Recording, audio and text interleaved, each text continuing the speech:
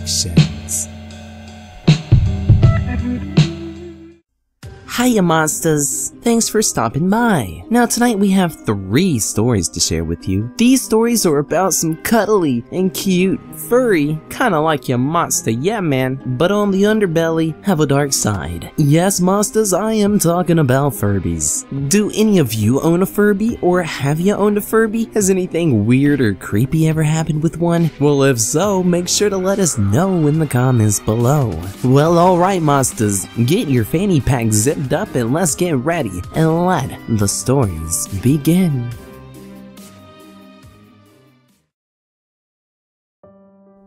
Yes, it's another story about Furbies.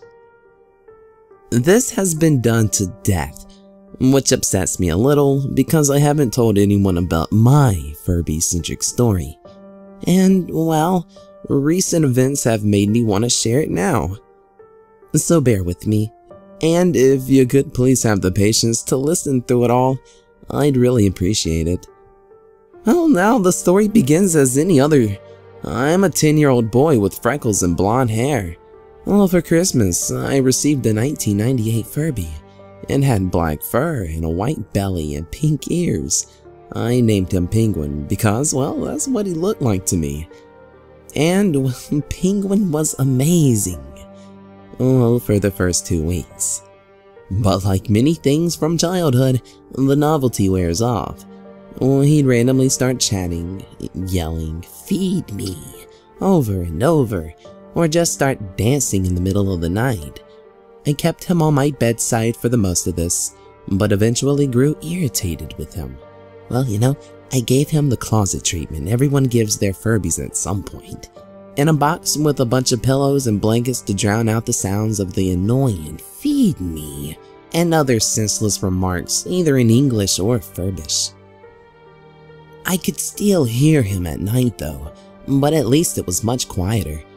Eventually, he went into a coma and stopped responding, and I forgot about him. But when I was 13, I was going through my closet boxes, and I rediscovered him. The novelty was born anew. I was considering getting a pet anyways, and so I figured I could practice on Penguin. Now, one small problem. Over 3 years of being suffocated by blankets and pillows, he'd become broken. His batteries had corroded and needed new ones, and his voice box was blown to crap, which made everything that he said sounded so garbled. His animatronic movements locked up randomly too, which made for some funny moments when he seized up while he was dancing. So he would dance and seize, flop, and then those loud guttural groans. That was probably the pinnacle of the entertainment the toy ever provided for me. A few nights passed, and eventually I was woken up at 1 in the morning by some sound coming from my closet. It sounded like a weird flipping sound, or like something was rustling my coats and t-shirts. After a few minutes later, I heard, "It's dark in here." I heard the Furby's deep voice gurgle out. I almost had a heart attack, well, until I remembered it was Furby. I rolled my eyes and silently cursed. I had forgotten to put it back in this blanket and just left it in my closet, out in the open. I rolled over to face my alarm clock and fall back asleep. The Furby was sitting on top of it. I'd never put Penguin back in the closet. He'd been on my bedside table since I put him out a few nights ago, and had just been really quiet. The rustling in my closet though, well, that continued.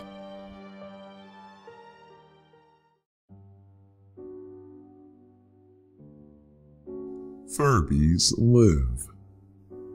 Well, among the vast things that have occurred over the 20 years of my life, some have not been as quite grand in strangeness as others. For example, the faint creaking of the floorboards of a room above mine, which sounds as though a barefooted person is walking across the room even though I know that I am completely alone. It is unpleasant but bearable. Thusly, I have decided to place a couple of my stories together here in a bundle of sorts. This one is called The Furbies Live. I can't seem to recall the year, but I do know that it was just a few days after Christmas, and I was staying at my sister's house to babysit her 2 boys. I was sitting in my oldest nephew's bedroom on the computer.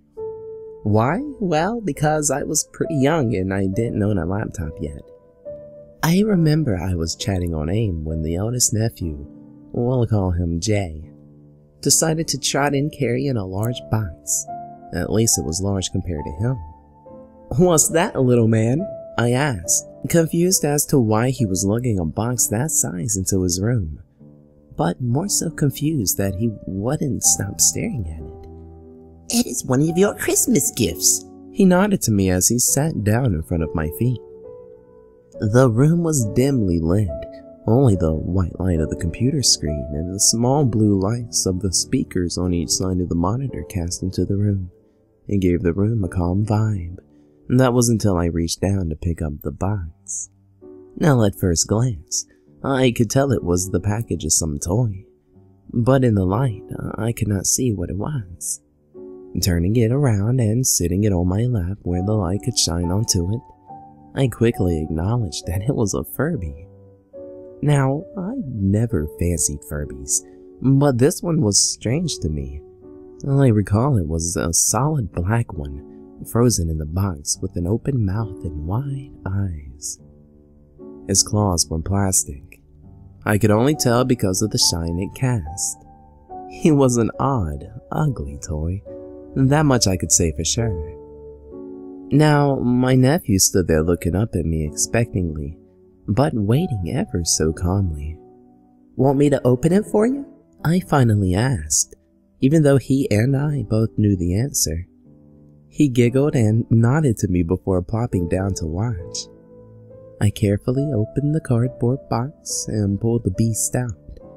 He was secured into place with twist ties onto the flat piece of cardboard. Now I guess after about 10 minutes of fighting, I had the toy completely free. The only problem was that he needed batteries. And in no time the monster was blinking his dull, lifeless eyes and squawking as all Furbies do. My nephew did as all children do with new toys. He played with it for 5 minutes before walking away to watch cartoons in the other room. And I recall looking to the Furby as it sat in the middle of the room, then turning away to start talking to my friend on AIM again. Now after a moment of chatting, I heard a faint click. The ringing of mechanics at work soon followed. I shot around only to spot the furry little thing much closer to me than I left it. I grunted and stood, pushing it away from me a bit farther with my foot before deciding to go check up on the boys. I happily left the bedroom, made a right into the hall, and had made it almost into the kitchen when I heard that same soft clicking again. I happily left the bedroom, made a right into the hall, and had made it almost into the kitchen when I heard the same soft clicking again. I turned, and the creature slowly walked out of my nephew's room and down the hall towards me. I was startled and half screamed before running over to it and snatched it up. I took the batteries out and put the Furby in the closet in hopes of never having to deal with it again. Well, that was asking too much. That night, while I was up late on my computer, I heard this odd groan. It was coming from the closet. Now slowly, I stood and checked my nephews to be sure they were okay. They were, so I went to the closet. Slowly opening the door, I saw that furball standing there with the same dumb expression it had on his face when it was still in its packaging. I took that thing and I set it in the garage, and I have never seen it since. More recently, my mother decided it would be nice to give me a blast from the past and found an ugly baby Furby for sale at a yard sale, and she bought it for me. When she got home, she happily handed me the blue-maned pink creature. I half-heartedly laughed and gave a crooked smile before taking it down to my room in the basement. "What am I gonna do with you?" I asked it, staring blankly at it as if expecting an answer. Clearly there was none. "Well, you're not staying here." I sat it just outside my room on the shelf facing away from me. It stayed there quietly for a few days until one day I walked by and I heard it suddenly scream. I jumped and yelped before turning to see the beast with his ugly little ears perked up. "Wow, wow!" It cried. "Hungry!" I grunted and turned it away from me. A little while later, a friend of mine put it back in my room, thinking I left it out. It was staring at me, eyeballing me, but I didn't feel like moving it. After 2 more cases of it screaming at me, I took the batteries out. But that didn't change anything. A week later, I walked into my room and heard the "Wow! Wow! Wow! Hungry!" I screamed and threw the thing across the basement, and I haven't seen it since. Thankfully.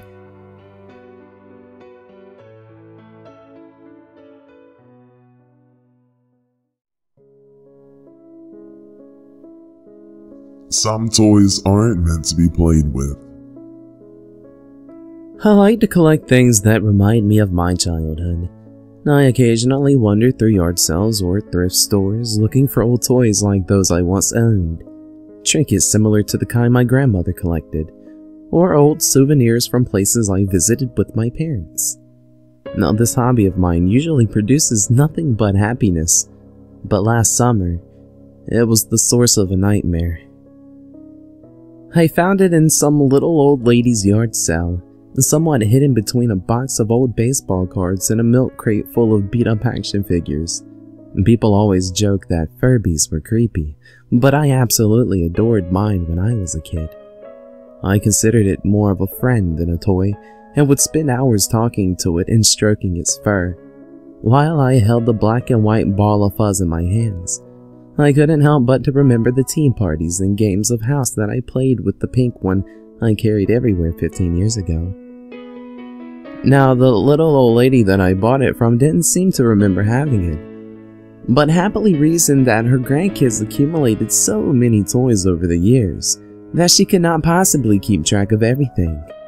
I politely listened as she told me about her 2 grandsons and 3 granddaughters, and how they used to visit every weekend until they grew up and moved on with lives and families of their own, before heading home with my newest treasure. I played with the Furby for a while, giggling at the childish gibberish it spoke and running my fingers over its still soft fur. The white on his belly was kinda dirty, and the fluff on the top of his head was missing more than a few strands, but it worked well and made me happy. I placed it on a shelf in my bedroom before eating dinner and going to sleep. And I woke up in the middle of the night to a kind of hissing sound coming from the doll. I removed the batteries and went back to bed. The next day, I replaced the batteries and it seemed to be working fine again. I ran my fingers through the white fur on his head, and vowed to be more careful with it when a clump of that fur came off of my hand. Well, that night I awoke yet again to the hissing sound, but this time it was louder. As I approached the Furby, I realized that it was whispering in its own little language. I figured it wasn't a stretch for a toy so old and well used to malfunction, so I removed the batteries and decided only to have them in when I was actually playing with it. Well, my little problem was solved, for the time being. Now 3 days went by. I had been busy with work and such and hadn't paid much attention to any of the toys on my shelf. I had a friend over for dinner and I grabbed the furry from my room to show it to her. We joked around and she messed with it for a few minutes while I cooked before she commented on the state of it. "Oh, I know you love this thing, but wouldn't you be happier with one that's not in such bad shape? There's like totally patches of fur missing, and it's dirty." I know about the bit missing from the top, but I could have sworn that the 2 dime-sized bald spots that she pointed out on his backside hadn't been there before. Perplexed, I mumbled something about it being well loved, before putting it back on the shelf and finishing dinner.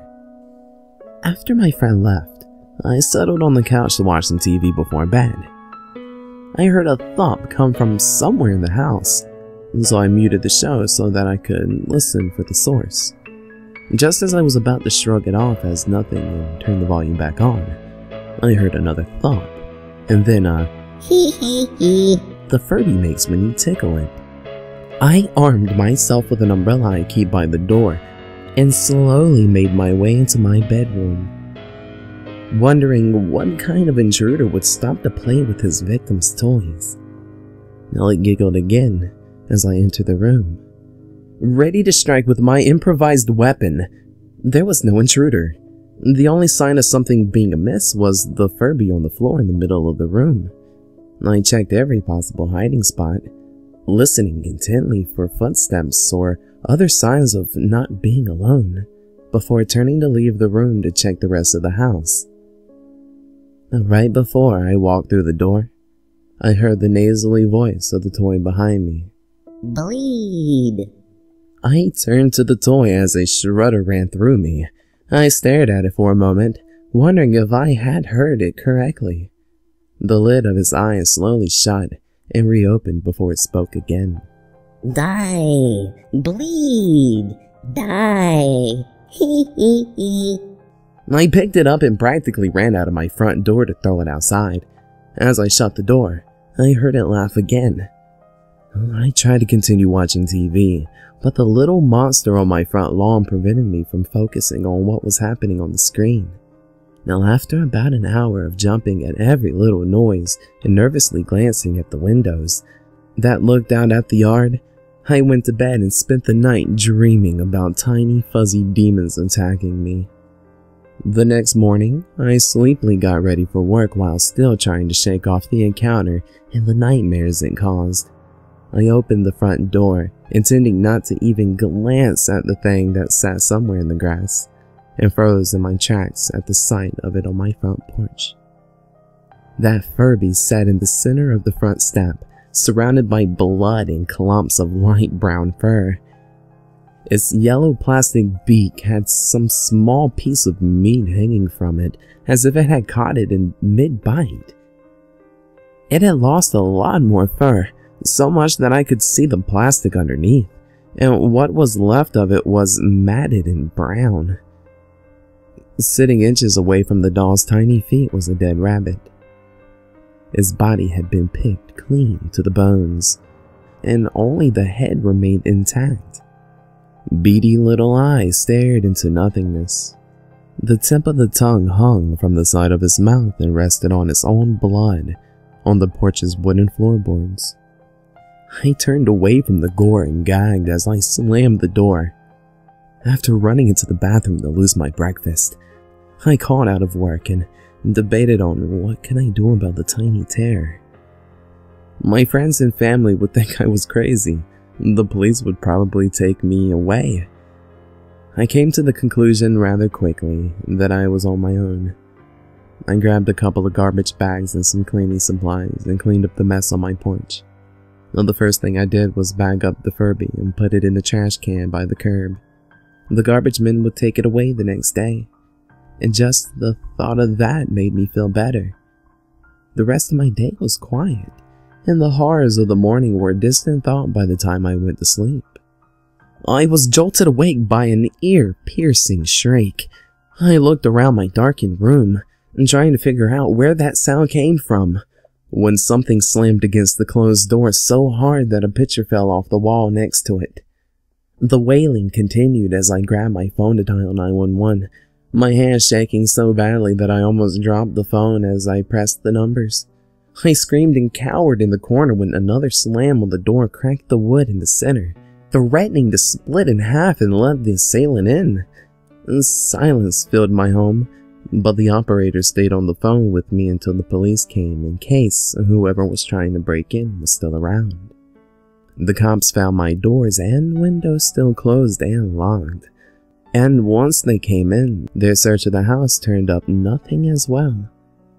After taking my statement and telling me to call if anything else happened, they left. Knowing that I wouldn't be able to sleep anymore that night, I went to grab the blanket off my bed so I could curl up on the couch and watch a movie. I turned the light on to my bedroom and almost jumped out of my skin. The Furby sat in the middle of my bed. There was barely any fur left on it, and its once brown eyes were now blood red. I slammed the door shut as it began howling. It shouted the words, "Bleed and die," over and over as it threw itself against the door, splintering the wood along the crack it had made earlier. I grabbed my keys and I ran out of that house. And I forgot to grab my phone and my wallet, so I decided to drive around until it was a decent enough hour to knock on someone's door and ask to stay there for a while. Before long, I was getting delirious from lack of sleep and decided to pull over and rest my eyes for a while. It wasn't until I looked around to make sure I was alone that I realized where I had stopped, right in front of the house of the old lady that sold me that Furby. After arguing with myself for a while, I decided to talk to her in the morning. And as I closed my eyes and tried to ignore how uncomfortable it was trying to sleep in the front seat of a car, I thought about how I could get information from her without seeming completely nuts. Well, before I knew it, I opened my eyes to bright sunlight shining through the windows. I checked my hair in the rearview mirror, stretched my arms and legs, and then walked up the short sidewalk that led to our house. I opened up the screen door and I knocked, and was surprised when the inner door swung open a bit. I called out a greeting before pushing the door open a little farther. When I stuck my head in through the doorway, I was assaulted by an awful stench mere seconds before finding the source. That sweet little old lady who had sold me the Furby was lying on her back in the center of the living room floor. The color in her once brown eyes had paled and glazed over, and her sagging skin had begun to turn gray. My interest had spooked a large orange cat that had been tearing away at the skin on her cheek and mouth, leaving a gaping hole through which I could see her teeth and gums. The cat hissed at me before leaving its meal and disappearing somewhere in the house. The sight and smell drove me back outside, where I retched in the bushes before knocking on the neighbor's door to ask for help. I spent a few hours there, repeatedly explaining to the police why I was there and how I'd found her. I left out the part about being terrorized by an old plaything, and simply said that I wanted to see if she had any toys left over from the art sale that I could buy. When they finally said I could leave, I got into my car and I drove away without yet deciding where I would go. I had traveled about a mile before I heard a rustling sound in my back seat. It was a good thing that no one was behind me, because when I saw the Furby sitting against the passenger side door, I slammed on the brakes and jumped out of the car in panic. The Furby began laughing as I paced in the street with my hands pulling out the roots of my hair, but it was no longer the slow giggle. Instead, it was a heinous cackle, deep and clear, with no hint of the nasal childlike voice. Tears of anger filled my eyes. I was tired of being scared, done with being bullied by something that I could hold in my freaking hands. More than fed up, I decided to end this. I got back in the car and drove home, clutching the steering wheel so tightly that my knuckles turned white while trying to ignore the laughter and chants of "bleed, die" that came from the back seat.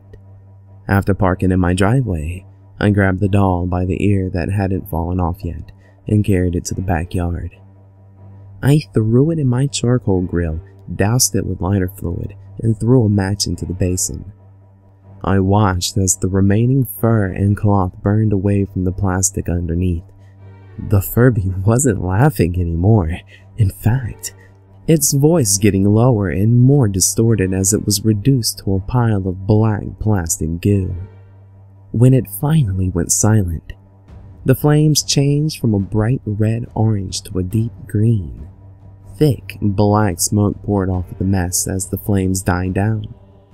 And it all ended with a bang that sounded as if someone shot a gun right next to my ear. In seconds, the fire went out completely, and the smoke cleared.